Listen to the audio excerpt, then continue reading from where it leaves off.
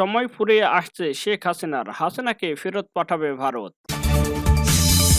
DB Harun Nanak, পুলিশের IGP এসব রাঘব বোয়ালদের পর শেখ রেহেনার মুখোশ উন্মোচন, গোপন ভিডিও ফাঁস। এবং সর্বশেষে দেখবেন, নির্বাচন কখন হবে সেটি রাজনৈতিক সিদ্ধান্ত আমাদের নয়, বললেন প্রধান উপদেষ্টা ডক্টর মোহাম্মদ ইউনূস। এতক্ষণ শুনলেন সংবাদ শিরোনাম, এবার বিস্তারিত। ফ্যাসিবাদী শাসক শেখ হাসিনার বোন শেখ রেহেনার মুখোশ উন্মোচন। ডিবি হারুন নানক, পুলিশের আইজিপি এসব রাঘব বোয়ালদের পরে এবার ফাঁস হলো শেখ রেহেনার কুকর্ম। গণরসে ক্ষমতাচ্যুত আওয়ামী লীগের অনেক এমপি মন্ত্রী নিজ এলাকায় হল্লির লুট চালিয়েছেন। হামলা, মামলা আর দুর্নীতিতে একক ছত্র আধিপত্য দেখে আঙুল ফুলে কলাগাছ হয়েছেন। তাদেরই অন্যতম একজন সাবেক রেলমন্ত্রী ও রাজবাড়ির 2 আসনের এমপি জিল্লুল হাকিম। একসময় টাকা ধার করে নির্বাচনে লড়াইয়ের অবতীর্ণ হওয়া এই লোকটি পালিয়ে যাওয়ার আগে গড়েছেন হাজার কোটি টাকার সম্পদ। 1996 সালে আওয়ামী লীগের এক প্রবীণ নেতার কাছ থেকে মাত্র 50,000 টাকা ধার করে নমিনেশন কিনেছিলেন জিল্লুল হাকিম। এরপর একাধিকবার এমপি নির্বাচিত হলেও মন্ত্রী হওয়ার সম্ভাবনার তালিকায় তার নাম ছিল না।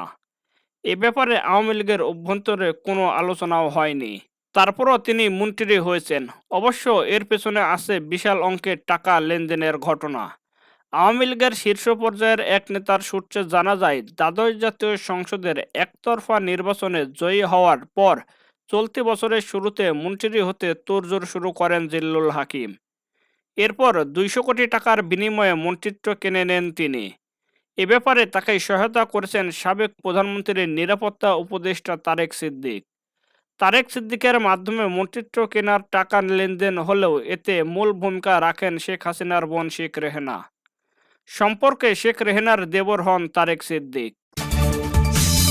নির্বাচন কখন হবে সেটি রাজনৈতিক সিদ্ধান্ত আমাদের নয়, বললেন প্রধান উপদেষ্টা ডক্টর মোহাম্মদ ইউনূস।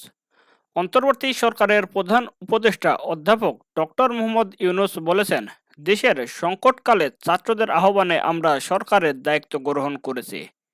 কখন নির্বাচন হবে সেটা সম্পূর্ণ রাজনৈতিক সিদ্ধান্ত, আমাদের সিদ্ধান্ত নয়। দেশবাসীকে ঠিক করতে হবে আপনারা কখন আমাদের ছেড়ে দেবেন। রোববার 25শে আগস্ট সন্ধ্যা 7:30টায় জাতির উদ্দেশ্যে দেওয়া ভাষণে একথা বলেন তিনি। প্রধান উপদেষ্টার এই ভাষণ বিটিভি ওয়ার্ল্ড এবং বিটিভি চট্টগ্রাম কেন্দ্র থেকে একযোগে সম্প্রচার করা হয়েছে। অধ্যাপক ডক্টর মোহাম্মদ ইউনূস বলেন, একটা বিষয়ে সবাই জানতে আগ্রহী, কখন আমাদের সরকার বিদায় নেবে। এটার জবাব আপনাদের হাতে, কখন আপনারা আমাদেরকে বিদায় দেবেন। আমরা কেউ দেশ শাসনের মানুষ নই, আমাদের নিজ নিজ পেশায় আমরা আনন্দ পাই। আমাদের উপদেষ্টা মণ্ডলীও এই লক্ষ্যে উদ্বুদ্ধ হয়ে সবাই মিলে একটা টিম হিসেবে কাজ করে যাচ্ছে। ডক্টর মোহাম্মদ ইউনূস বলেন, কখন নির্বাচন হবে সেটা সম্পূর্ণ রাজনৈতিক সিদ্ধান্ত, আমাদের সিদ্ধান্ত নয়। দেশবাসীকে ঠিক করতে হবে আপনারা কখন আমাদের ছেড়ে দেবেন। আমরা ছাত্রদের আহ্বানে এসেছি, তারা আমাদের প্রাথমিক নিয়োগকর্তা। দেশের আপামর জনসাধারণ আমাদের নিয়োগ সমর্থন করেছে। আমরা ক্রমাগতভাবে সবাইকে বিষয়টি স্মরণ করে যাব, যাতে হঠাৎ করে এই প্রশ্ন উত্থাপিত না হয়, আমরা কখন যাব। তারা যখন বলবে আমরা চলে যাব। ডক্টর ইউনূস বলেন, আমরা সংস্কারের অংশ হিসেবে নির্বাচন কমিশনকেও সংস্কার করব। কমিশনকে যে কোনো সময় আদর্শ নির্বাচনের জন্য প্রস্তুত রাখব। ডক্টর ইউনূস আরও বলেন, একটা বিশেষ ব্যাপারে আমরা আপনাদের সহযোগিতা চাচ্ছি। আমাদের দায়িত্ব গ্রহণের পর থেকে প্রতিদিন সচিবালয়ে, আমাদের অফিসের আশপাশে, শহরের বিভিন্ন স্থানে সমাবেশ করা হচ্ছে। গত 16 বছরে অনেক দুঃখ কষ্ট আপনাদের জমা আছে, সেটা আমরা বুঝি।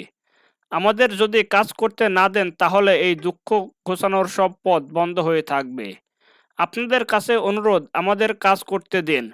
আপনাদের যা চাওয়া তা লিখিতভাবে আমাদের দিয়ে যান, আমরা আপনাদের বিপক্ষ দল নয়। আইনসঙ্গতভাবে যা কিছু করার আছে আমরা অবশ্যই তা করব। তিনি আরও বলেন, আমাদের ঘেরাও করে আমাদের কাজে বাধা দেবেন না। সবাই মিলে তাদের বোঝান, তারা যেন এ সময় তাদের অভিযোগের প্রতি দৃষ্টি আকর্ষণের জন্য আমাদের দৈনন্দিন গুরুত্বপূর্ণ কাজে বাধা না দেন। উল্লেখ্য, শিক্ষার্থীদের টানা আন্দোলনের মুখে গত 5 আগস্ট প্রধানমন্ত্রীর পদ থেকে দেশ ছেড়েন শেখ হাসিনা। এরপর 6 আগস্ট বঙ্গভবনে রাষ্ট্রপতি মোহাম্মদ শাহাবুদ্দিনের সঙ্গে তিন বাহিনীর প্রধান ও ছাত্র আন্দোলনের সমন্বয়ের বৈঠকে ডক্টর মোহাম্মদ ইউনূসকে প্রধান করে দেশের অন্তর্বর্তীকালীন সরকার গঠনের সিদ্ধান্ত হয়। গত 9 আগস্ট অন্তর্বর্তী সরকারের প্রধান উপদেষ্টা হিসেবে শপথ নেন ডক্টর মোহাম্মদ ইউনূস। ভারতে অবস্থানের সময় ফুরিয়ে আসছে শেখ হাসিনার। ছাত্র বিক্ষোভ ও গণঅভ্যুত্থানের মুখে গত 5 আগস্ট দেশ ছেড়ে পালিয়ে ভারতে আশ্রয় নেন শেখ হাসিনা। ইতিমধ্যে ভারতে 3 সপ্তাহ কাটিয়ে ফেলেছেন তিনি। গত সপ্তাহে শেখ হাসিনা সহ তার সরকারের সবার কূটনৈতিক লাল পাসপোর্ট বাতিল করেছে বাংলাদেশ সরকার। এই পরিস্থিতিতে ভারতে অবস্থানের সময় ফুরিয়ে আসছে শেখ হাসিনার। ভারতীয় সংবাদ মাধ্যম হিন্দুস্তান টাইমস জানিয়েছে, যেহেতু হাসিনার লাল পাসপোর্ট বাতিল হয়েছে, তাই নিয়ম অনুযায়ী তার ভারতে অবস্থানের সময় ফুরিয়ে আসছে। বাংলাদেশি একটি গণমাধ্যমের বরাতে হিন্দুস্তান টাইমসে বলেছে, শেখ হাসিনা যখন দেশ থেকে পালান তখন তার কাছে শুধুমাত্র লাল পাসপোর্টই ছিল, তার সঙ্গে সাধারণ সবুজ পাসপোর্ট ছিল না। এদিকে ভারতের ভিসা নীতি অনুযায়ী যেসব বাংলাদেশের কাছে কূটনৈতিক লাল পাসপোর্ট আছে তারা ভিসা ছাড়াই ভারতে প্রবেশ এবং সর্বোচ্চ ৪৫ দিন পর্যন্ত অবস্থান করতে পারেন। শনিবার 24 আগস্ট পর্যন্ত শেখ হাসিনা 20 দিন ভারতে কাটিয়ে ফেলেছেন। ফলে বৈধ উপায়ে আর মাত্র 25 দিন ভারতে থাকতে পারবেন তিনি। এরপরই অবৈধ হয়ে যাবেন শেখ হাসিনা। হিন্দুস্তান টাইমস আরও জানিয়েছেন, কূটনৈতিক পাসপোর্ট বাতিল হওয়ার শেখ হাসিনা ভারত থেকে বাংলাদেশে প্রত্যর্পণের ঝুঁকি বেড়ে গেছে। হাসিনার বিরুদ্ধে এখন পর্যন্ত 51টি মামলা করা হয়েছে, যার মধ্যে 42টি হত্যা মামলা। এসব মামলার তার বিরুদ্ধে বিচার শুরু হবে। শেখ হাসিনার প্রত্যর্পণ বিষয়টি 2013 সালে বাংলাদেশ ভারতের মধ্যে হওয়া প্রত্যর্পণ চুক্তির মধ্যে পড়বে বলে উল্লেখ করেছেন গণমাধ্যমটি। যদিও চুক্তিটি 2016 সালে সংশোধন করা হয়। এতে বলা হয়, রাজনৈতিক বিবেচনায় করা মামলার আসামি হলে অভিযুক্ত ব্যক্তিকে প্রত্যর্পণ বা ফেরত দিতে অস্বীকৃতি জানানো যাবে।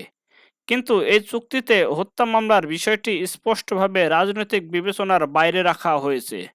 এছাড়াও যদি মামলা ন্যায় বিচার না করার উদ্দেশ্যে করা হয়, তাহলে দুই দেশ অভিযুক্ত ব্যক্তিকে প্রত্যর্পণ না করার ক্ষেত্রে অস্বীকৃতি জানাতে পারে।